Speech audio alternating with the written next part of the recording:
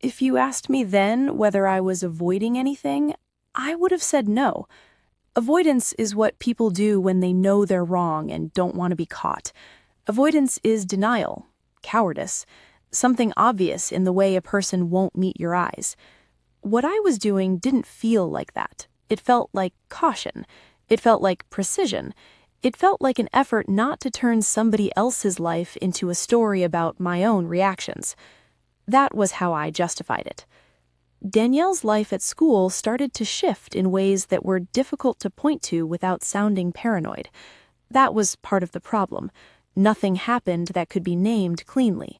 There were no scenes dramatic enough to retell for sympathy, no single incident that demanded intervention from people like me.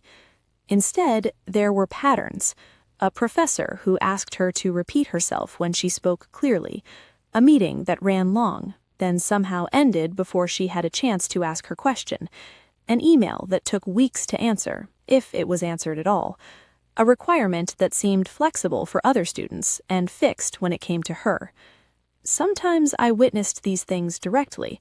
Other times Danielle told me about them in that careful way she had, selecting details, keeping her tone flat, as if her composure might function as evidence.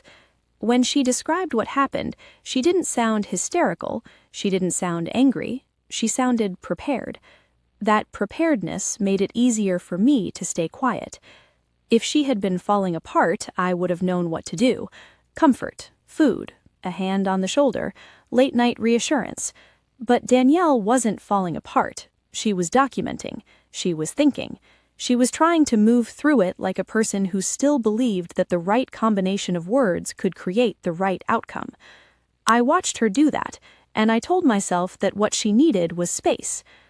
There is a particular kind of discomfort that comes from knowing you are not the person most at risk in the room. It's not guilt, not immediately. It's a subtle awareness of power and the way it moves, how it gathers around some people and slips away from others. Danielle knew this. She navigated it the way she navigated everything, with attention. I navigated it by trying not to touch it. Sometimes she would say plainly that something felt off, not in a performative way, not for the sake of being heard, just as a statement of fact, and I would respond with questions that sounded supportive but were designed, I realize now, to create distance. Are you sure? Could it be... Maybe it's just questions that made the burden of proof hers again, even when I didn't mean them that way. Once, after a seminar, Danielle and I walked back to our apartments along the same cracked sidewalk we'd used for years. The air was cold enough to make our faces ache. She told me that the professor had singled her out again, that he had corrected her in front of everyone, and then praised another student for saying essentially the same thing 5 minutes later. I remember laughing because it sounded absurd in the way that small humiliations often do when you try to describe them later. I remember saying something like, "Maybe he just didn't hear you." Danielle stopped walking. She didn't look angry, she looked tired. "He heard me," she said, not sharply, not accusingly, just with the matter-of-factness of someone naming a weather condition. We stood there for a moment, the sound of traffic in the distance, the wind pressing cold against the inside of my sleeves. I could have said then, "I believe you." I could have said, "I saw the way he spoke to you in there." Instead, I said, "That's frustrating." It was a neutral sentence, a polite sentence, a sentence that acknowledged her emotion without touching the cause. Danielle nodded and started walking again. She didn't bring it up later. That should have told me something. At the time, I told myself it meant she didn't want to dwell. In the months that followed, her schedule became a patchwork. She took extra shifts at work. She stopped coming to certain events. She began leaving campus immediately after class instead of lingering to talk. There were weeks when I only saw her in passing, walking fast, earbuds in, expression focused, as if she were moving through a place that no longer belonged to her. When we did sit together, she was often tired in a way that didn't lift when she rested. Her tiredness had edges. It sharpened her patience. It narrowed her attention. It made her less interested in the small rituals of friendship that had once been effortless. I tried to compensate by being easier, quieter, less demanding. I told myself I was being considerate. I didn't want to add to her load. But there was another reason, too, one I didn't admit even to myself. I was afraid of being pulled into something that had no clean ending. Danielle's complaints, when she spoke about them, were not the kind that could be solved by a single conversation. They implicated people with titles, systems with rules. They hinted at the kind of harm that could be denied without lying, the kind that could be justified as misunderstanding, miscommunication, personality mismatch. If I agreed too quickly, what would that require of me? I would have to act. I would have to back her. I would have to put my own credibility somewhere it might be questioned. That's not how I would have framed it then. I would have said, I don't want to make assumptions. I don't want to escalate. I don't want to center myself. But underneath those phrases was a simpler truth. I didn't want to be responsible. I didn't think of myself as someone who avoided conflict. I thought of myself as someone who chose battles carefully. I thought that was wisdom. There was a moment near the end of that year, before things reached the point of official meetings, before words like record and policy became part of our regular vocabulary, when Danielle asked me directly what I thought. We were in my kitchen, late at night. The overhead light made everything look harsher than it was. The sink was full of dishes. Danielle held a mug with both hands, as if it were something she needed to anchor herself. "Do you think I'm imagining it?" she asked. It was such a simple question. It should have been easy. I remember feeling a rush of tenderness, and then, almost immediately, a rush of panic. Not because I thought she was imagining it, but because I knew that whatever I said would become a line she could point to later, a marker, confirmation.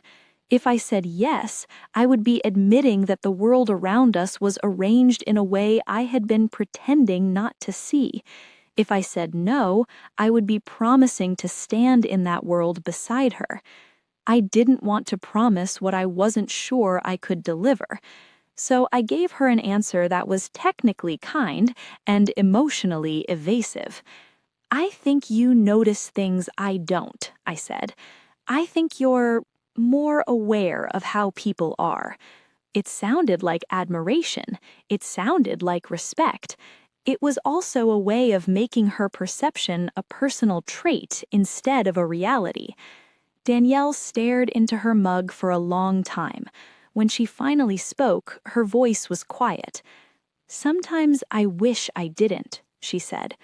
I didn't know how to respond to that. I wanted to comfort her, but comfort felt inadequate.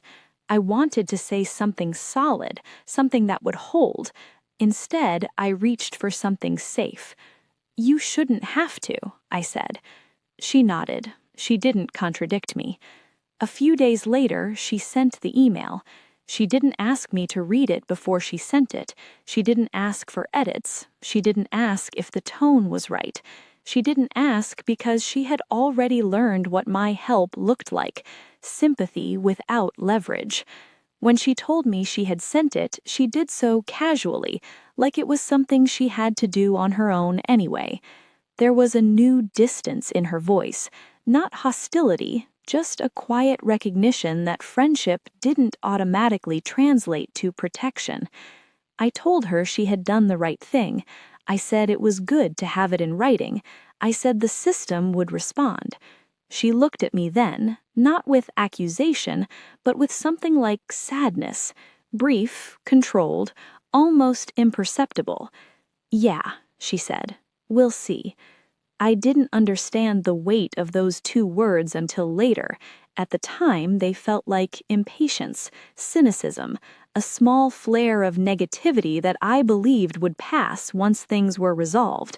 I was still operating under the assumption that resolution was the natural end of a complaint. I didn't yet understand that for some people, the complaint is the beginning of being watched. After that, there were small adjustments.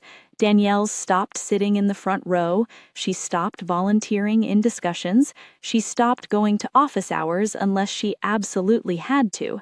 She began to ask fewer questions in public and more in private, as if she were trying to not give anyone reasons to frame her as difficult.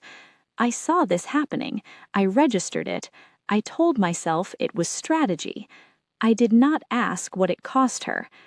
There is a particular kind of avoidance that looks like respect. It lets the other person have her experience without interference. It stays out of the way. It does not presume. It does not push. It is very easy to confuse that kind of avoidance with virtue, especially when it keeps your own life uncomplicated. I thought I was being careful. I thought I was being wise. What I was really doing was learning how to stay clean in a story that would not allow it.